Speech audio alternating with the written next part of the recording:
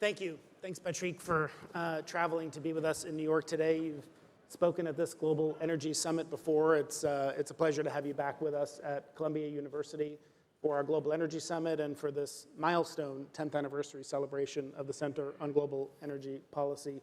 Thank you for inviting me, and we were one of your early supporters, so I think it was. And France loves to go across the Atlantic, you know, like you've seen with Fatih. So Paris is in New York today. But congratulations, by the way, for what you have achieved along the last 10 years with Columbia Center Energy Policy. You know, you become a competitor to Dan, which is good to have two voices for the industry, speaking about not only about energy policies and which are core to our global economy. Well, that's high praise. Dan Yergin's been a mentor for many years, and CERAWeek, of course, is an iconic institution in the energy sector. We can't compete with that yet, but really a pleasure to have you and so many great leaders with us here today. Let's start with where we are today, and then let's talk about where we're headed in the clean energy transition that we have just heard from Fatih and others that we need to move much faster to achieve. So a world of climate crisis and also energy crisis. Oil and gas prices have fallen sharply in recent months from their highs. Is the energy crisis over now, or is the outlook for oil and gas, should we all be complacent? Yeah, honestly, as a CEO of an energy company, I don't feel they are very low. I'm very comfortable today, you know, $80, $85 per barrel, $15 per million BTU of gas price in Europe. Yes, it's very low. In Henry Hub is very low in the US at $2. But in fact, we're still not out of the crisis. I think there are some in the different markets. You have in the oil market, I would say you have one fundamental part is that we fundamentally do not invest enough. And it's a big challenge for the energy transition, the synchronization between the demand and the supply. We are very strong to focus all the efforts on the supply, and somewhere companies like us and major companies have diminished a lot. You know, in 2023, we will invest $12 billion in hydrocarbons. We were investing 10 years ago almost $20 billion. And so because we have decided to refocus part of investment on the new energies and renewable. So, and I think it's a global trend. So you have a supply and the demand continue to grow. Fatih was just explaining us that the demand will be 102 million barrels of oil per day instead of 100. So this is a real issue because the only way to fix at the end demand and supply is the price. Prices are going up, and I think we are entering in a world where energy is more expensive. You've seen as well that for a country like Saudi Arabia, definitely because of Vision 2030, it's Saudi Arabia first, I would say. So they think to their interest. Their interest is to maintain the oil price at a high level. They need it for their own budgetary and balance, I would say. And so they decide to make a surprise cut. This was not about they know something about Chinese demand. We don't know. This is no. I think it's higher prices. Yeah, they need higher prices. For me, the policy is clear. When they see the price, you know, the price went down by almost 10% in a few days, because of the recession worries and linked to the banking crisis and something out of the market of oil and gas. Clearly, of course, the inventories are high, but it's out of the market. And they decided that I think they have somewhere, it's not official, but they have a floor at $75, $70 per barrel, and they are afraid, and Prince Abdulaziz is afraid that if they cross this floor, it could go down. And so they react for themselves because they think to themselves of their interest, the interest of, which is the East, and so that's a lesson. So we have this force in the market, which is controlling the supply, and the demand. Maybe, yes, the Chinese rebound will not be as strong as expected or hoped in January, but globally you have a feeling of a potential recession in the world, which is feeling the bearish trend. So the oil market, you have a question of supply, and demand continue to grow, maybe not the same pace, and you have a sort of central banker, which is Saudi Arabia. So it's that's the situation. On the gas, it's quite different. The gas market, it's really different. It was clearly hit by the Russian supply to the decision to stop the Russian supply to Europe by pipe gas.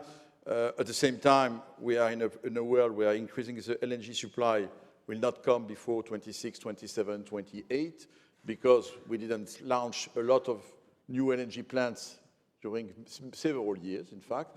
So suddenly we have a mismatch, because there again, a new demand to Europe, and we should be careful, because I think today the idea that we have Europe has solved the issue is wrong. We didn't solve the full issue. Of course, we have taken strong actions all over the place, including TotalEnergies. We bring 2 FSRUs, one in Germany, which is already working, another where France come very soon. But too, we are helped by the mild weather, winter, I would say. But this year, remember that last year, we took 15 million tons of LNG from China to Europe, 15, compared to consumption by China of LNG of 75. So it was a big share. If China, and they begin to call more for LNG, is taking that back, plus the fact that we will not have during the first half of the year Nord Stream 2, which we had last year, we have a problem of gap. We have a gap of supply. And so today we have softened the price have softened in Europe, even if $15, honestly, is quite high compared to the $5 we had 2 years ago. People should remember where we are coming from. And I put some money today, but you will see the price will increase again in the second half of the year, because we'll have, again, to replenish all the storage before winter time. Chinese economy is really rebounding, even if it's maybe not as quick as possible. So the LNG will have to be split between these markets, and the only way for Europe to get the LNG is to pay more. That's just the reality of supply and demand, you know. And so I think that the crisis is not fully over, even if, again, we have taken strong actions. I should add on that for a company like me, it's oil, gas, and electricity, and the electricity price, as you've seen, in Europe, not only in Europe, I think you have a fundamental trend. We need more electricity if we want to decarbonize the world. It's a fundamental trend. We are building a system, electricity system, where we inject more and more intermittent resources, like renewables. That creates some imbalances. That has a cost. And I'm absolutely convinced it's why we have embarked TotalEnergies in this multi-energy company, building a strong electricity business in the company, that this electricity price, will have a higher trend on the medium and long term. So this is a global landscape. At the end of the day, my message is that don't expect, of course we have commodities, there will be volatility, and Fatih is right when he said by the end of the decade, LNG price will soften. It's very clear to all of us. But fundamentally, the trend will be to have higher costs of energy. And this is something that we have to integrate in all the policies when we think about the competitiveness of the economy. And does that mechanism, I mean, you described sort of the best cure for high prices is high price, and markets respond, and Fatih said, no, that's not what we should be doing. We're not supposed to be investing more in oil and gas. We've got to be investing more in clean energy. We've got to be reducing demand. Are there new constraints now, some old constraints, like the industry didn't have great economic performance for the last 10 years. People want to see profits and dividends return to shareholders, but also now concerns about maybe more uncertainty about the outlook for oil and gas, more sort of ESG pressures we talked with Larry Fink about. Is that going to change the response at which the industry responds to high prices? My view is that for us, and the strategy of TotalEnergies is a good image. The question is, how much do we allocate to the energy of today, the system which is today feeding the world, which is oil and gas? And how much do we allocate to new energies, the decarbonization system? It is very clear for me that we must increase a lot all the investments in the new system, to build this new decarbonized system. But there is a big mistake to believe that we can at the same time dismantle the existing one. This is not the reality. The people need energy. Look what happened in Europe in 22. Governments in Europe have brought more than 500 billion euros of subsidies to the fossil fuels. That's the reality of what we've done. Just because the consumers do not accept to see price increase, because energy is a fundamental need. So it is a whole story. But for me, the transition will require to be able to synchronize So a lower demand with a lower supply. And this is what the plan of TotalEnergies. What I said on oil, if our company will stabilize, we're not we're trying to grow on oil. But stabilizing an oil production for an oil company when you have a natural decline of 3 to 4% is a challenge. It's not an easy game. We'll not stabilize. And we will begin to decline when we'll see the decline of the demand. But our mission is to bring the energy to the planet and affordable energy. And so trying to pressure us, which is the case, you could came to the conclusion that there is a strange game. By the way, you know, all these big major companies, we represent only 15% of the oil market. Maybe at the end, what the Western world wants is to not stop investing in oil. The banks, our shareholders, what is the result? The oil will be produced by somebody, as long as the demand is there. There is no way to believe that you will constrain the demand by the supply. It's not true. Because why? We need to change the way we consume energy. We consume energy, and that means the way we build cars, we build planes, we drive cars, the engine of planes. This is a fundamental part of the demand. If we don't push the demand, so it's a question of synchronization. Otherwise, the transition will be a strong mess, will not be a just transition, the population will refuse it. Mm-hmm. So of course, at the same time, we need to accelerate, and Fatih is right, we don't invest enough today in billions of dollars, $1 trillion in the decarbonized system. Mm-hmm. But it's a gigantic task what we want to do. And that's the whole complexity, I would say, of the transition. And there is no easy solution. And so for us, at the end, the answer that we brought is that for the decade, we invest 2/3 of our capex in the existing energy, fundamentally more on gas than oil, because we believe that LNG gas might help the transition in many emerging economies rather than coal. And at the same time, 1/3, which is for us $5 billion this year, could go to $6 billion, in new energies, which is a huge effort at a time where our shareholders told us maybe you are making mistakes, maybe it's not so profitable, you are not sure that these are the right energies for tomorrow. So it's a strong strategy, but the strategy we put in place will require time to put effect. And why do we do that? Because we believe that it's a skill we have as an energy company to really contribute to the climate change challenge. We cannot just say aside and say, okay, we make the money on oil and gas, it's not our issue. There is another action that we are taking, is to decarbonize the way we produce oil and gas. I think there is a strong commitment which has been historically we didn't take care enough. I'm absolutely convinced that our company, it's a matter of cost of that, we can produce oil and gas in a way to abate the greenhouse gas, to lower the CO2 emissions, of course, to go to near zero very quickly on the methane emissions. Now that we have taken consciousness of it, we are acting on it. So this is the other part of the contribution, to diminish our own emissions, because again, even in the 1.5 degree scenario, we'll use 25 million barrels of oil per day and 15 million barrels of gas per day in 2050. Mm-hmm. So that means that the decarbonization of our own processes is just fundamental. This is the other contribution on which we work hard. We have just decided to allocate for the next 2 years, part of the windfall profits we have, we allocate $1 billion to accelerate the energy efficiency in all our operations. We'll eliminate 2 million tons of CO2 out of our 40 million tons of Scope 1 emissions. That's a direct contribution. And a company like Total is under growing pressure to put more of that capital into clean energy. Fatih would say that's what you need to be doing. There were large profits, and they should go into clean energy.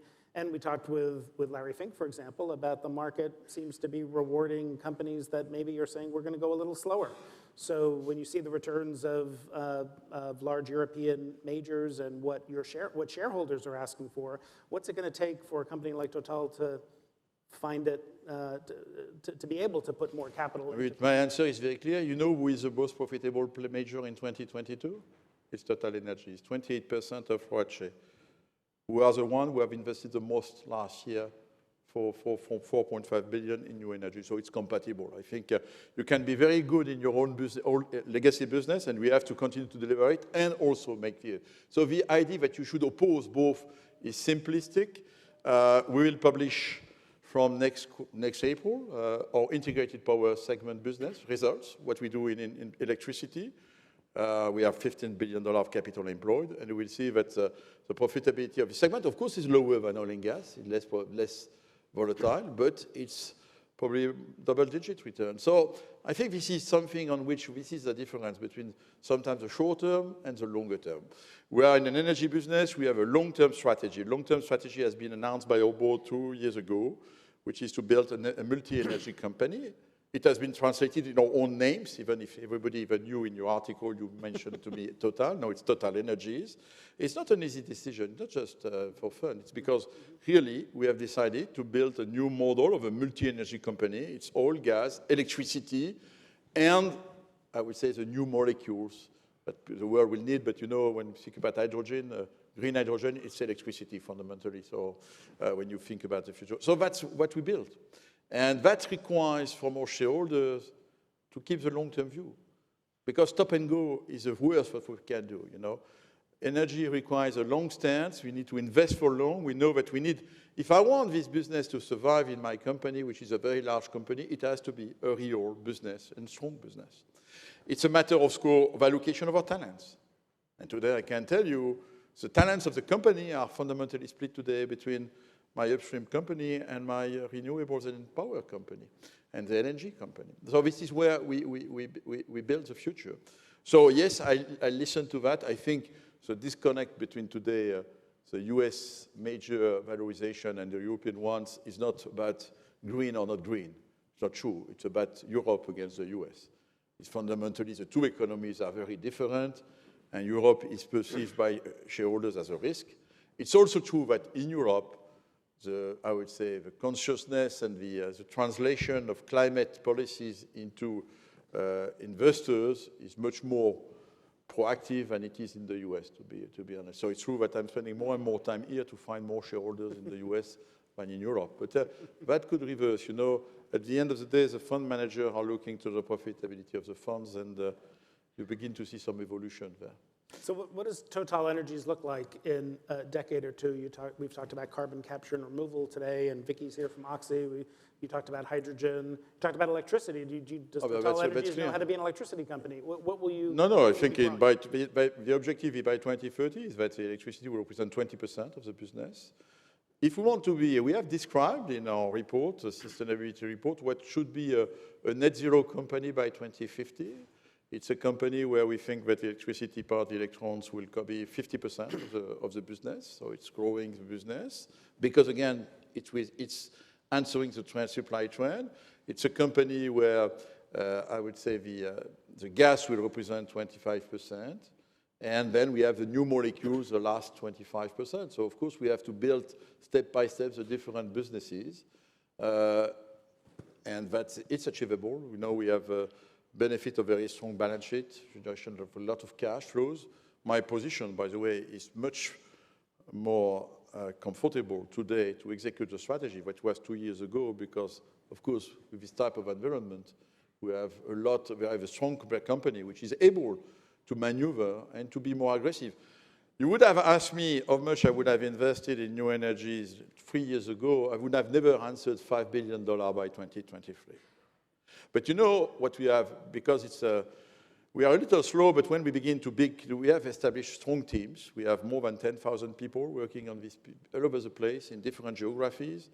We built on our strengths and our knowledge of many companies. And so today, we are also, I will tell you, we attract a lot of talents, in fact, because we have perceived as a serious company, building a serious engine to contribute to these new energies. So it's also the success. So we came from something where we are small and not hesitating. The fact that we have strong ambition is really a virtuous circle. And we have more opportunities, including here in the US. We became last year among the top 5 renewable companies in the US by acquiring 50% of Clearway. So we will continue to make that position. But again, on our strategy, it's a combination of new energies, and gas is even important. Yeah. Gas is important. I think when you speak about, I'm mentioning that emerging countries, there is no way to tell them get out of coal and use only renewables. Of course, it's there. But why do they use coal? Because it's a question of having access to reliable energy. And it's the cheapest one, by the way. So it's quite easy, you know. They have no, just the reality of the economy. I think if we can convince them, and there are ways to shift from coal to gas, which again, abate, it's not perfect gas, I fully agree, but it's abate the emissions when you produce power by 2 compared to a coal-fired power plant, so it's not bad. I think this should be a real contribution to the climate. And I know it's maybe ambitious, but you probably notice that all know that if we're able to, there are 9,000 coal-fired power plants on this planet. It will be 9,000 gas-fired power plants. We will be on the 1.5-degree trajectory immediately. It's just a dream. By the way, technically it's feasible. By the way, it is what the US have done. This is what you have done here in this country. You accepted the Paris Agreement because of the shale gas revolution, and you shifted your coal-fired power plant to gas-fired power plant. And then you have added the renewable part of it. That's the right mix.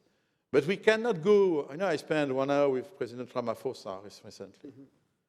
You cannot just tell him, we contribute with $10 billion, you should stop your coal-fired power plant and go to renewables. He told me, by the way, we don't give him $10 billion. It's not true. We propose to lend him $10 billion, which is not exactly the same.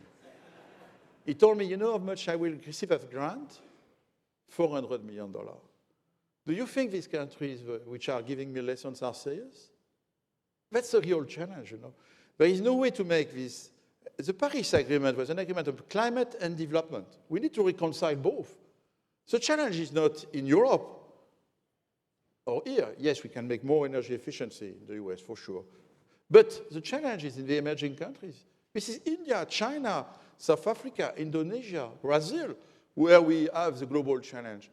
So either we are all serious and we execute the part of the agreement, which is to transfer a lot of money to this country, but real money, not lending them money. You know, they have a debt which is too high. And we want to add more debts on them, even at a low rate. It's not so that's the real point. So I'm convinced that the model, you know, we invest in India. That's a big bet we've done since 2005 years, on gas and renewables. And again, because at the end, India model is coal and renewable. Coal and renewable for the climate is not so good. Huh? Mm-hmm. And you can make the math. You don't go to 1.5 degrees. So we need to be pragmatic when we meet this guy, this person, these leaders, and to bring real solution. Just to tell them, sorry, you were late. We have developed our world. You will have to develop your world, but with an energy, less intense energy, and you have an issue, but it's just a carbon budget. No, it's a little short, the carbon budget. So even if I understand perfectly, but we have a real issue. So how do we work really hand in hand and just not giving lessons?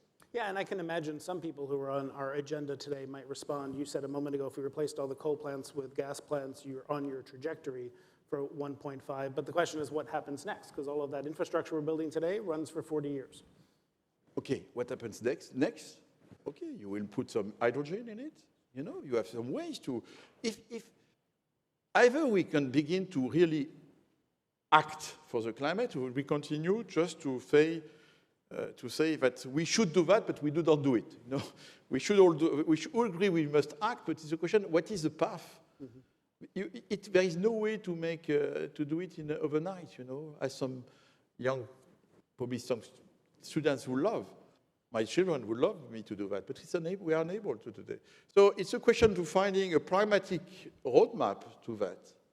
The pragmatic roadmap is not just to say, but we will, I would say, not bring enough energy to the emerging countries. That starving this population of emerging countries from energy is not the solution. And that's something which we have now to consider very seriously. Otherwise, it's not 1.5, it's not 2, it's 3 degrees that we will have, and it's not at all what I expect. So I think we should be more on finding if COP28 was useful, it's discussing about pragmatic ways to get there, and not just to think that it's just, a religious axiom that you have to accept. A lot of the outlooks today, I think, are kind of premised on the idea that Russian oil and gas is never coming back to Europe. Do you think that's right? No, it's not true. I hope peace will come back, to be honest. I don't know when. It's far from no idea. But I think at the end of the day, if we want peace with Russia, we'll have to find energy is just fundamental. So for sure, we will never come back to the situation where Europe was purchasing 150 BCM of Russian gas. That's clear. That's over. Maybe it will be 50 BCM, a third of it. Part of it will come from East Med, etc. So for sure, we'll never come back to the over-reliance on Russia. But I'm convinced that there are ways. By the way, there is another economic reason. You know, the Russian gas was quite part of the European competitiveness, and without low-cost energy, which is a huge difference. In the debate today between Europe and the US, you must understand that here in the US, you have everything. You have a low-cost energy, you have capital, you have the people, you have the technology. When I participate to these meetings, people are positive and optimistic. Okay, maybe a small inflation, maybe some banking systems, which is not enough regulated, but you are in Europe, the mood is not at all the same. You have even, I would say, here some flexibility on labor flexibility. In Europe, you have higher wages, you have high cost of energy. We are struggling on the technology side. The leaders are more here than in Europe. So the mood is not the same today. And so I think you have to understand when you have this debate between Europe and the US about IRA, of course the US are right to promote IRA. And my message to European leaders, we do the same, because you want to be the Green Deal, we absolutely need to have an acceleration of green infrastructure. So what the US are doing is clear, is right, we should do the same. But at the same time, we don't have the same competitiveness. So that's also what is behind, I think, of supporting the world debate. The feeling of a loss of competitiveness on one side and the war, unfortunately, has accelerated. That's why, at a certain point, thinking about Russian gas will be a pragmatic way to find some, not the same volume. But what does the IRA mean for Total? I know those growing trade frictions and tensions, and Larry Fink talked about fragmentation. How does that complicate how you think about investing? No, no problem. You know, I'm a global company. I'm investing where it makes more sense. Today, if I want to invest in green hydrogen, it makes more sense in the US than in Europe. That's all. You know, it's very pragmatic. $3 per kilogram. If I want to develop my first plant, it's here. Not very complex, the math. This is what I explained to the French and the German governments. By the way, I told them, you know, next time I will meet Mr. Habeck, I will come to the table, I will show you what we have in the US, I will show you what we have in Europe, and you will see what you will understand. So, you know, for us, it's, at the end, we can invest in both, but we don't have an infinite capital to spend. So that's the reality. But again, I encourage the Europeans to do the same, and I think they have ways to find it. That's competition. That's a competition. We have questions coming in from the audience, including many of the students here, and some are about, a topic of that's controversial, that there's a lot of opposition. No, but you know, just a political comment. Yeah. In fact, what is a real issue for Europeans today is that through the IRA, somewhere the US have said to the world, you know, we were in a multilateral system, WTO. It does not work. We are too naive. The Chinese are benefiting out of it, so we don't care. We take care of ourselves. It's like Saudi Arabia first, you know, it's US first. And the European probably countries are the last ones who continue to believe in the multilateral world, the WTO. Maybe we are too naive and we should do like the others.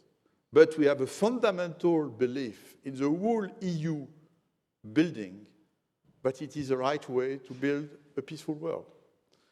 And so that's something which is maybe underestimated, but that's another big difference. Why we have this frustration?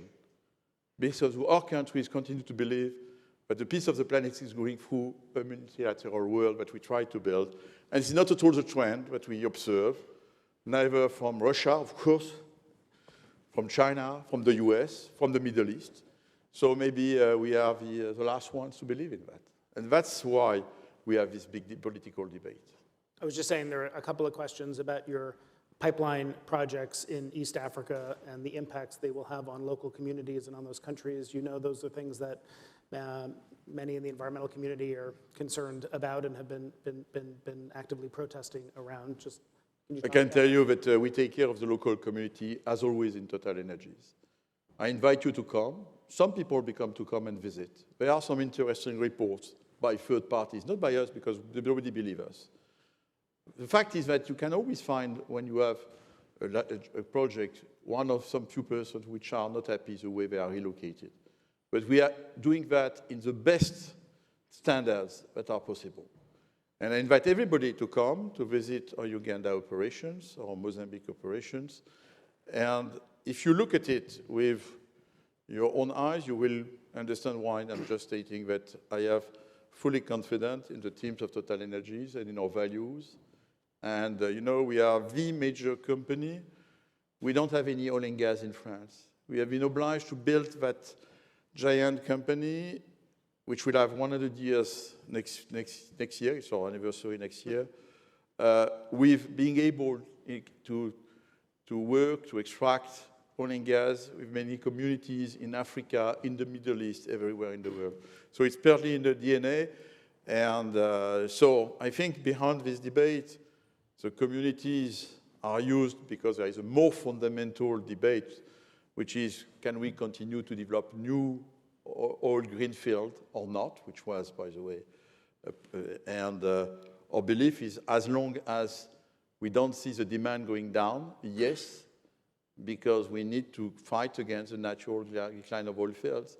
If I want to reach my net 2050 vision that we have for TotalEnergies, it's quite easy. In 2030, 2035, we decide to stop investing in new fields. I have letting my natural decline of 3 to 4% per year. You make the math, you will see that my production will be divided by 3 in 12 or 13 years. So I know how to reach my net zero ambition. I don't need to start today. I need just to start when the demand will begin and then to go together. Thank you. Yeah, it's a complex landscape of energy security. We need faster decarbonization, meeting the world's energy needs. TotalEnergies is one of the most important energy companies in the world. Thanks for traveling to New York and being with us and sharing your perspective. Thank you.